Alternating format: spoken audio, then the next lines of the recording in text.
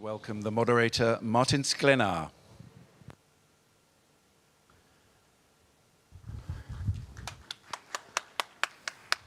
Good afternoon. Good afternoon. Welcome again back to the Havel stage, and yeah, let's give it just a few minutes for the audience to organize themselves. Just a little bit. Thank you very much. I am very happy to have the opportunity to guide us through the next piece of the program here at this stage. Landmines and unexploded ordnance represents threat and danger mostly for civilians as they remain in place long after battle operations are over after a war. Nowhere in the world is this problem more visible and pressing than in Ukraine.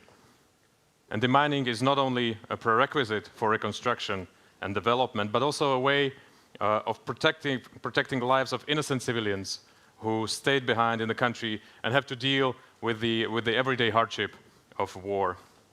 Therefore, I am very happy and grateful to our partners and donors, the Croatian Ministry of Defense and Docking, for performing this donation here at GLOBSEC and setting an example for other donations to help Ukraine in its heroic fight. With this, let me welcome to the stage Mr. Ivan Anušić, Deputy Prime Minister and Defense Minister of Croatia.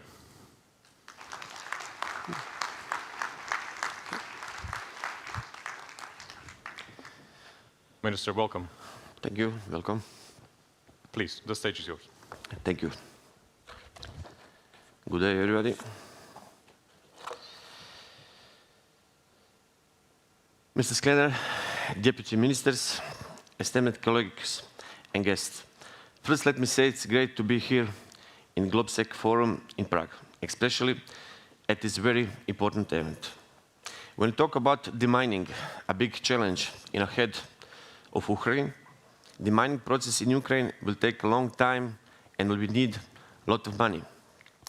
Around 26% Ukraine territory is contaminated with mines, a territory of almost 3 times of Croatia. 1 million mines were laid during the Croatian homeland war, 30% of the land. 3 decades after the end of the war, we now hope Croatia will become mine-free in 2026. But back in the 90s, we cleared the mines manually.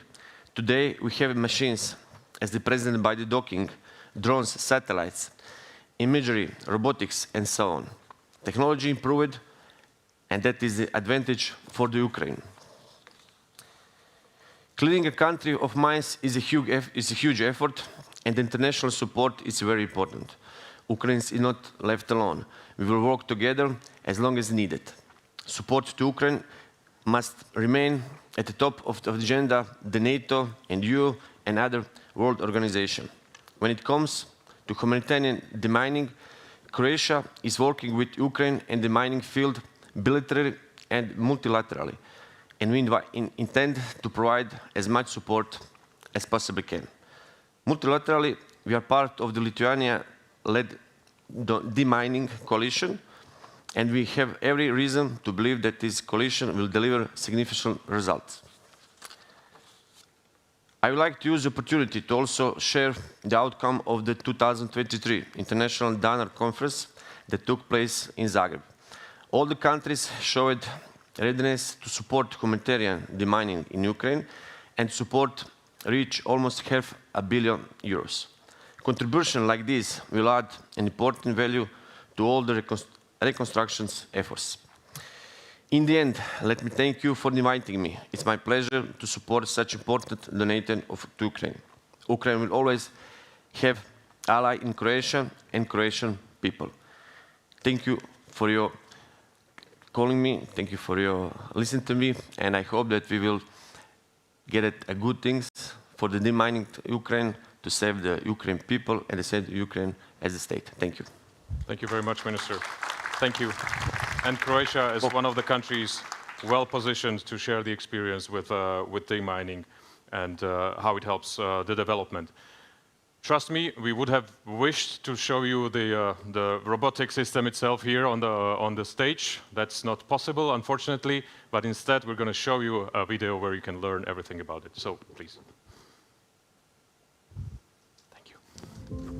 Doking's leading principle, "Don't send a man to do a machine's job," embodies the company's unwavering commitment to preserve human lives, the environment, and property in hazardous environments. Founded more than 30 years ago during the Croatian homeland war for independence, Doking started its journey of producing remote-controlled robotic systems to clear the explosive contaminated Croatian land, a task that has since then continued across the globe. Since the start of the war in Ukraine, Doking has delivered 42 robotic demining systems to various national and international users in Ukraine. These include the State Emergency Service of Ukraine, State Special Transport Service, Armed Forces of Ukraine, Swiss Foundation for Mine Action, Norwegian People's Aid, and our local Ukrainian partner company. Doking's activities with Ukraine also include the extensive training of more than 150 key personnel that are employed across Ukraine as operators and maintainers of the humanitarian demining systems according to the highest standards set by the lessons learned from all over the world. Additionally, a number of personnel was trained to ensure uninterrupted operations by providing localized maintenance and spare parts availability. In Ukraine, demining teams are actively utilizing advanced Doking systems and have safely and efficiently cleared almost 12 million square meters of contaminated territory, thus neutralizing more than 5,600 various landmines and other explosive remnants of the war, all without a single casualty. Effective and timely land release enables the safe return of local population to their homes and is also a prerequisite for the economic recovery of Ukraine. Today, Doking is honored to donate one of our MV4 systems to the Ukrainian State Special Transport Service. As Ukraine faces the largest explosive ordnance crisis in the world, we hope this contribution will aid their brave efforts in making the land safe for civilians, playing a key role in the country's efforts to recover and rebuild. Doking's commitment to Ukraine doesn't end with this donation. We are establishing a branch office in Ukraine to provide ongoing support, share our expertise, and strengthen the bonds between our nations. Together, we will work towards a safer and more prosperous future.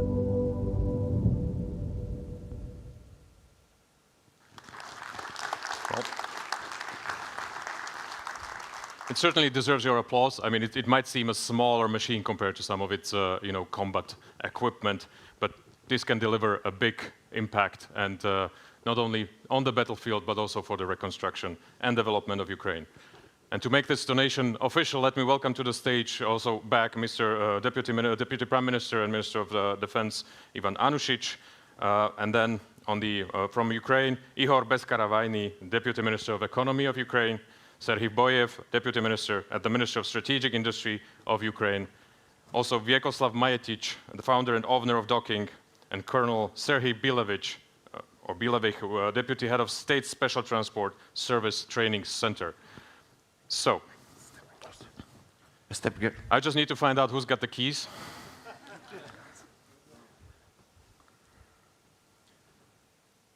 Gentlemen, whenever you're ready, this is your moment.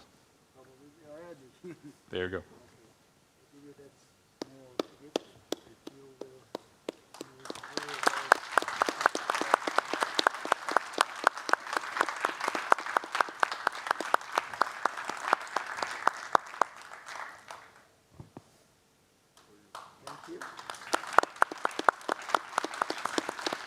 Thank you very much.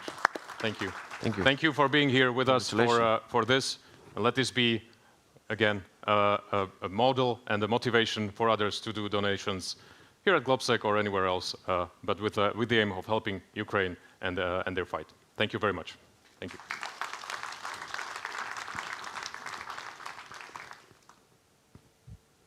Fantastic. Incredible. But who am I introducing? Simon?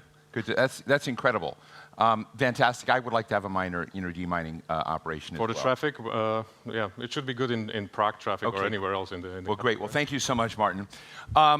Let me invite now, we have a fascinating and important consequential person visiting today, and we're going to have an address by Joseph Wu, Secretary General of the National Security Council of Taiwan. Let's hear it for Joseph Wu.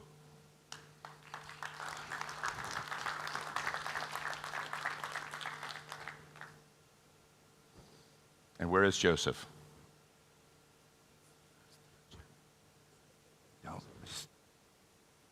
Well, where is he?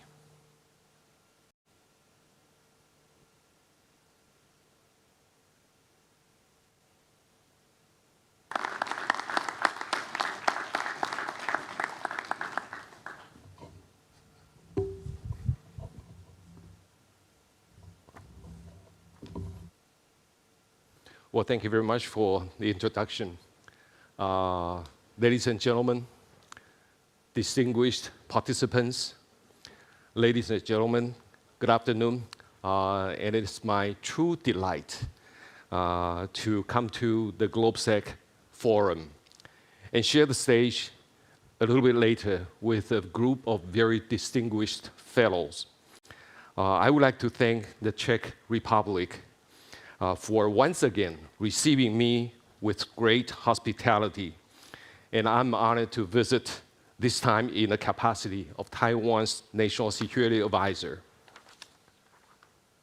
The world today poses itself as one indivisible theater.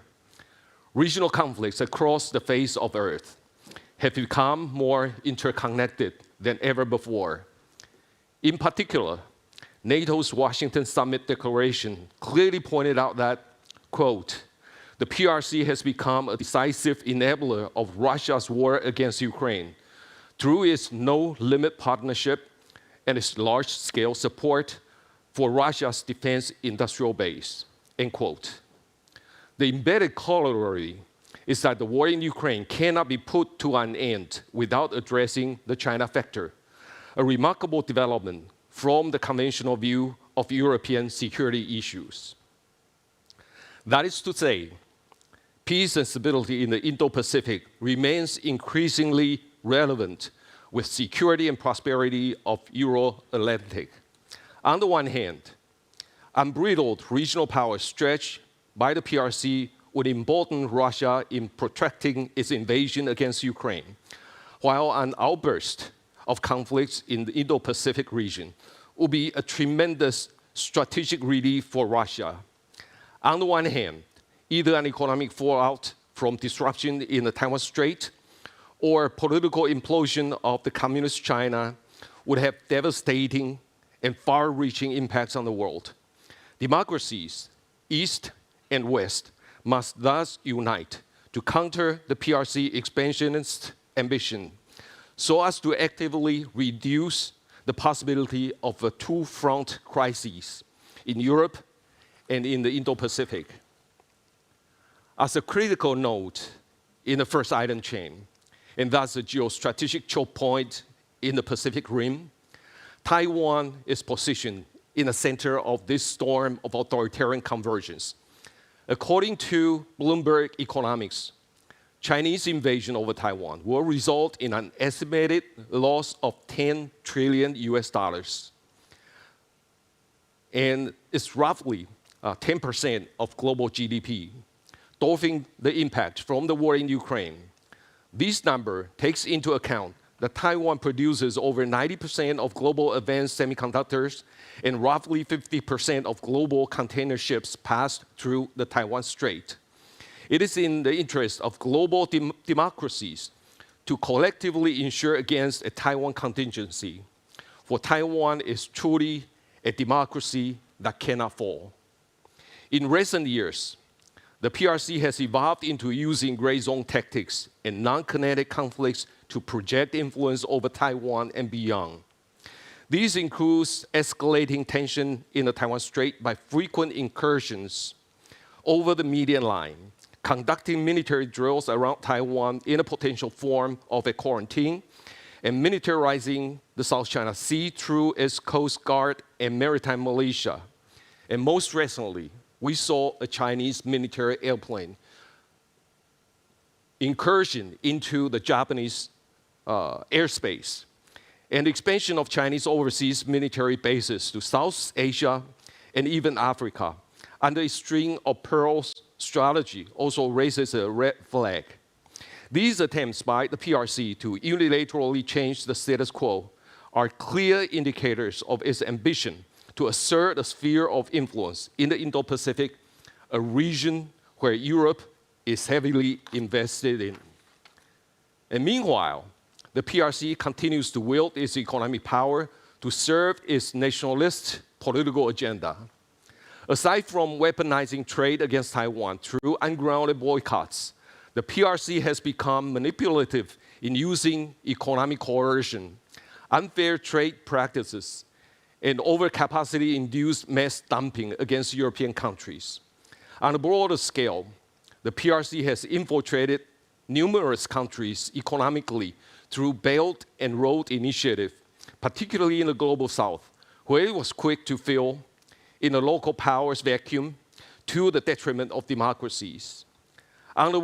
One way or another, the PRC has gained economic clout from the economic dependence of others. Another pressing concern is the PRC's extensive and sophisticated lawfare. In addition to misrepresenting UNGA Resolution 2758 to falsely claim Taiwan as its domestic affairs, the PRC also passed the Coast Guard Decree No. 3 to legitimize its arbitrary maritime law enforcement and issued the 22 legal opinions to persecute individuals that deem pro-Taiwan independence, such as me, even though I strongly advocate the status quo. It goes without saying that not only Taiwanese people, but also foreign entities and citizens are similarly targeted. The passing or revision of anti-espionage law, guarding state secrets law, and anti-foreign sanction law, and etc., has granted its state machine immeasurable power to punish dissidents and push back international law at all. The PRC attempts to monopolize law is a sword of Damocles on us all. In parallel, the global democratic apparatus was under rampant disinformation campaigns, cyber attacks, and digital infiltration from the PRC. And this is something that we called hybrid warfare a little bit earlier today. Taiwan itself experienced firsthand heavy election interference from across the strait earlier this year. Multiple cases also show that state-backed hackers from the PRC launched influence operations against not only Taiwan, but also Europe, including the UK, France, and the Netherlands. Not to mention that Huawei, highly subsidized by the Chinese government, poses major risk of data theft and privacy violations, and is often introduced into China's digital infrastructure projects abroad. Through technology, Chinese influence has sprawled across national borders. Situated at the front of authoritarian expansionism, Taiwan is the primary barometer of the PRC aggression. Taiwan has adopted a steadfast and responsible strategy that serves the best interests of all. Taiwan will maintain stable and principled cross-strait leadership, as well as strengthen national defense on all fronts. As such, Taiwan is committed to enhancing whole-of-society defense resilience, bolstering indigenous defense industries, and developing asymmetric warfare strategies. And this year, Taiwan's overall defense budget reached a record high of 2.5% GDP. Over the last 8 years, Taiwan's defense budget has increased about 80% and is still increasing. The message is unequivocal. Taiwan is determined to defend itself and will not shy away from its responsibilities to preserve regional peace and stability. In the face of China's all-out lawfare, Taiwan's understanding of the Chinese communist regime, as well as Taiwan's experience in tackling Chinese malign influence is of great value to all. Taiwan's vibrant China Study Society is able to provide forward-looking insight into China's latest development in politics, policies, and of course, law. Taiwan can not only contribute to identifying the underlying risk in commerce, investment, and civilian engagement, but also in pushing back the PRC expansion of influence in international organizations.